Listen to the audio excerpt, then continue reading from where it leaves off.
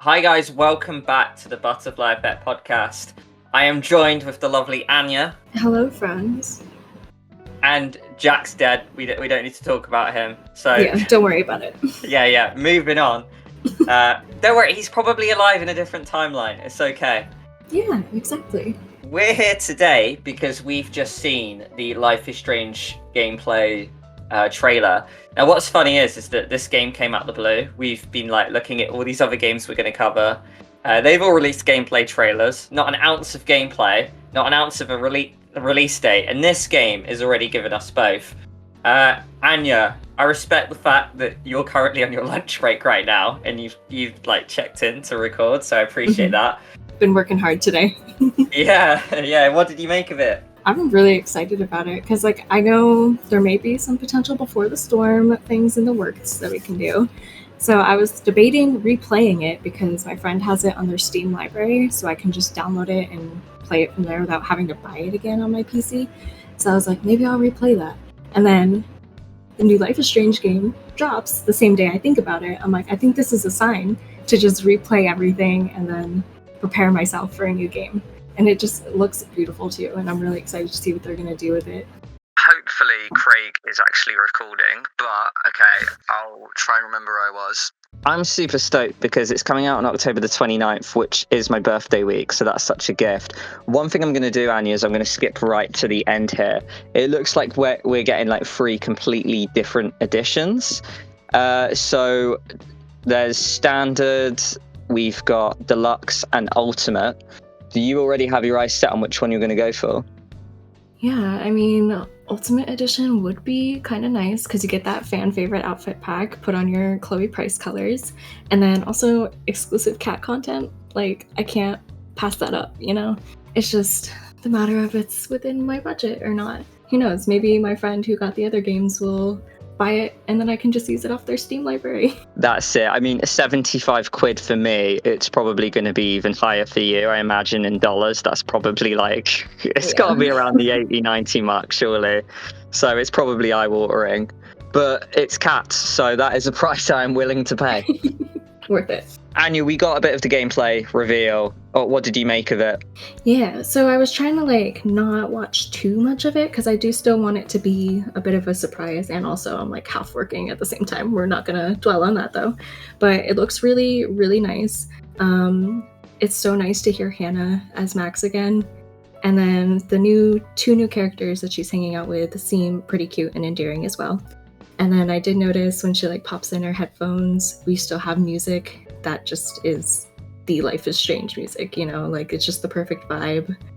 And then that one scene where she passes out and you can hear the sirens and this is all because of me, and she wakes up with a nosebleed.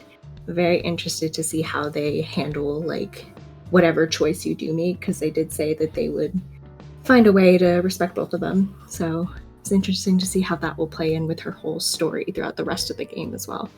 Yeah, because that's one thing I told you. I did have concerns going into this. One of them being that, how are they gonna... Life is Strange 1 ended with 2 timelines. How on earth are you gonna respect both? But they do address that in that interview clip. And it looks like early days you get this dialogue with Safi, and it's oh, that girl in your wallet with the blue hair, what was she? And you could pick friend or lover. So it's almost like you're picking what went down through dialogue, which I thought was quite an interesting way of doing it, because I've seen it done before where you just kind of pick the scenarios you had at the start of the game. So that's cool. My second concern was that they'd lose the magic of the first game, because the Life is Strange 1 is basically about being kind of in a college, being 16 to 18 or whatever, kind of having that drama that's going on, being in that school setting. But I don't know, I have warmed to it. The guys in the Discord have spoken, and the fact that it's set kind of being a senior in college, because I think Max is going to be 28 in this game perhaps, that you're kind of going to have that, but Max is grown up, so it's not going to be a carbon copy, but there's still going to be elements of that.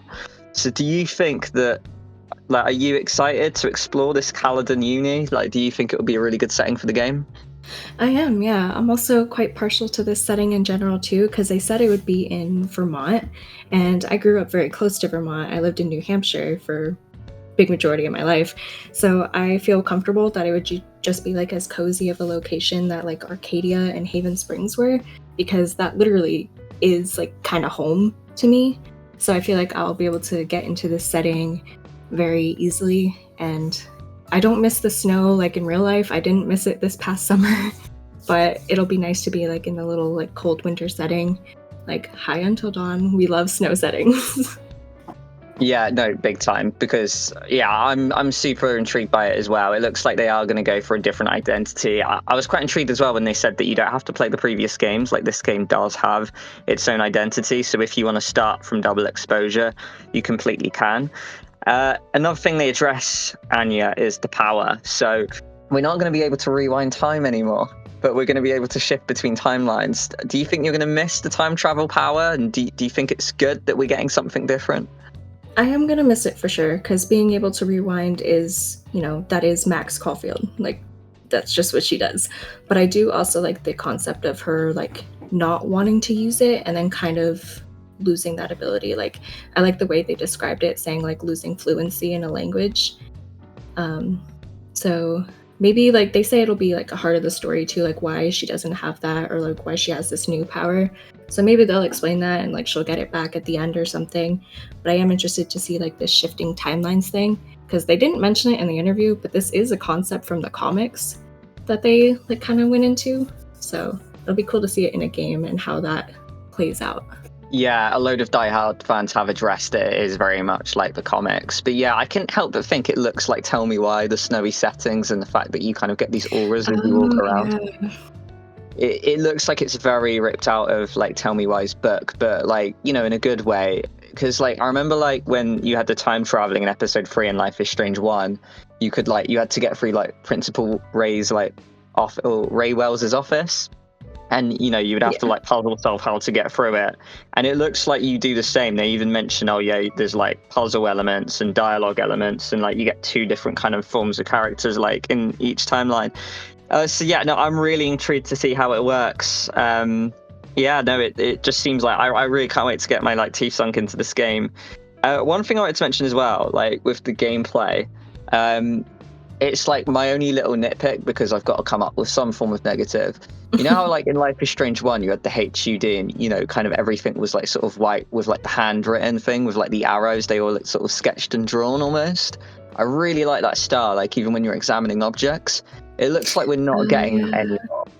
It looks like we're just getting a standard kind of display at the bottom of like, oh, X or B for this, for example, if you're an Xbox player. I don't know, I kind of missed that, and I feel like it's going to look really weird without that. Oh yeah, I get what you mean, because like the whole art style in general is different too. Like it's a lot more polished, the graphics are great and everything, but also that's one of the things that's really charming about the original games, just like their little clay blocky art style and like sketched out, like you said, like the hovering over objects and everything. But I mean, it's not gonna ruin my experience with the game or anything, but I get what you're saying.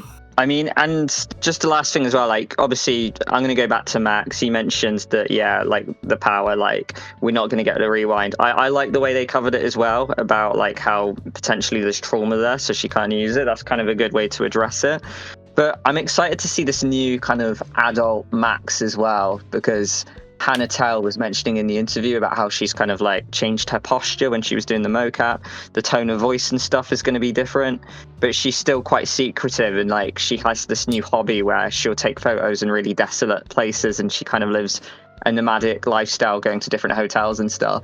So it looks like our Max is all grown up, and I just can't wait to see what she's been doing for like the past 10 years, to be honest. Yeah, and depending on the ending that you do too. Interested to see where Miss Chloe Price might be. And the last thing I want to mention, because it's something you've been addressing in the Discord, do you think Rachel Amber's going to show up? I mean, I just keep playing around with the idea of it being like, with the alternate timelines, there could just be one where she, is alive. But it's just crazy to me. The more I'm looking at her and the more I'm hearing like this blonde girl speak, like, why would you make a character look like her if you're not gonna actually give me Rachel Amber? No, for sure. It's almost like Walking Dead season 2, where like Nick and Kenny, you know, like they kind of throw a red herring at us. What would you do if you're waiting to see Chloe and Rachel, and instead the door opens and you get Sam the janitor going like, "Hello, Max"? Would you flip? I think I would, yeah. That's probably like the one scenario I would not want. Yeah, no, I don't think anyone would. It's like he's following you, he's taking a janitor job at a different school where you are. It's like, Sam, fuck off. But anyway, guys, thank you for listening to this. Hopefully there aren't any audio troubles, because this has been an absolute bitch to film. But yeah, thank you, Anya, for joining us. Thank you for having me. And if you guys want any more Life is Strange videos, let us know in the comment. We're going to be extensively covering it.